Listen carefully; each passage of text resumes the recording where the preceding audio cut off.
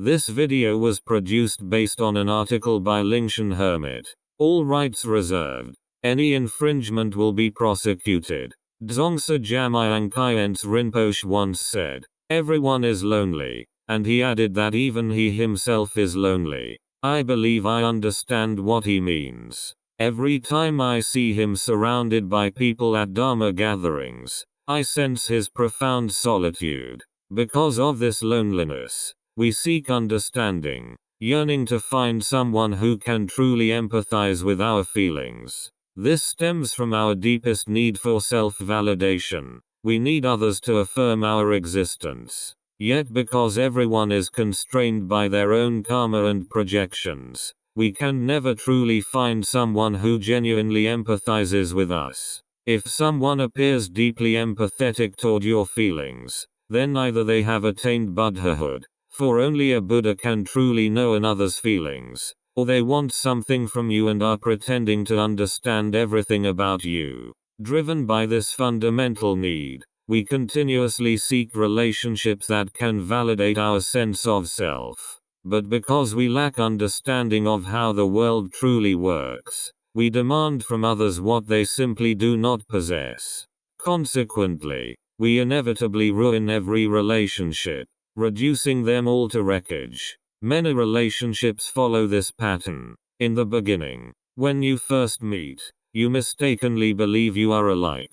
You discover numerous commonalities.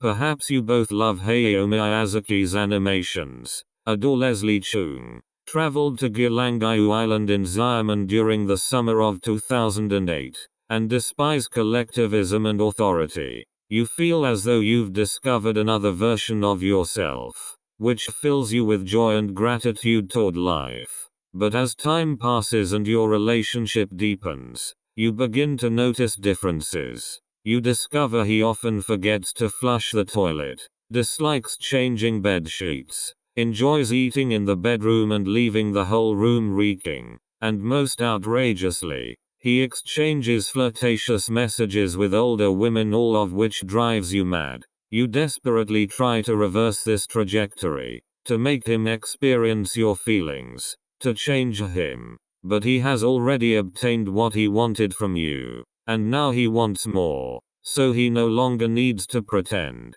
At this point, your love becomes his shackles. Your love suffocates him and makes him want to escape. Because we harbor profound misunderstandings about the world, we believe reality should conform to our perceptions. We also possess a powerful self, which drives us to want everyone to bend to our will. Beyond romantic love, we harbor these unrealistic fantasies in all our other relationships as well. Unless we abandon these delusions, we will ultimately sabotage every relationship, transforming love into hatred and friendship into estrangement. All of this originates from excessive expectations and fantasies about others that go unfulfilled, from wanting someone who has never actually existed. Someone once told me that her lover had changed. In truth, he hadn't changed. He had simply been pretending before and now no longer wished to maintain the facade. You possess a mistaken understanding of the world, harboring expectations that exceed what it can provide, and therefore you are destined to encounter frustration and suffering. Loneliness means that no one can truly empathize with you. You can only ever experience your own experience, and you cannot genuinely share it with anyone else. Most people's malice toward others stems from their deepest loneliness, from their solitude, from their unfulfilled wishes, from their failure to establish sustainable dualistic relationships that nourish the self, from their unfed self. Their body and mind remain unfilled, their self remains unrecognized, so they begin to resent the world and maintain distance from others. This runs deep. When you fail to obtain what you desire, when you cannot secure sufficient psychological and physical satisfaction, when your self remains in a prolonged state of starvation, gradually you become filled with malice toward others. As humans, we nourish ourselves by consuming forms, sounds, smells, tastes, tactile sensations, and mental objects. The higher the quality of these sensory experiences, the more money and effort they require, so most people cannot obtain the sensory nourishment they need.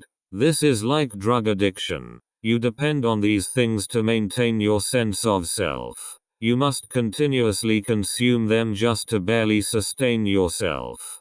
Prolonged inability to consume sufficient high-quality sensory experiences triggers tremendous malice and vigilance toward others. All our resentment toward the world originates from this source. Our need for high-quality dualistic relationships is so intense that whether it be romantic love, Buddhist teachings, familial bonds, or friendship, everything eventually gets co-opted by ourself to feed the self, to consume what nourishes the self. Yet ultimately, all of this proves futile.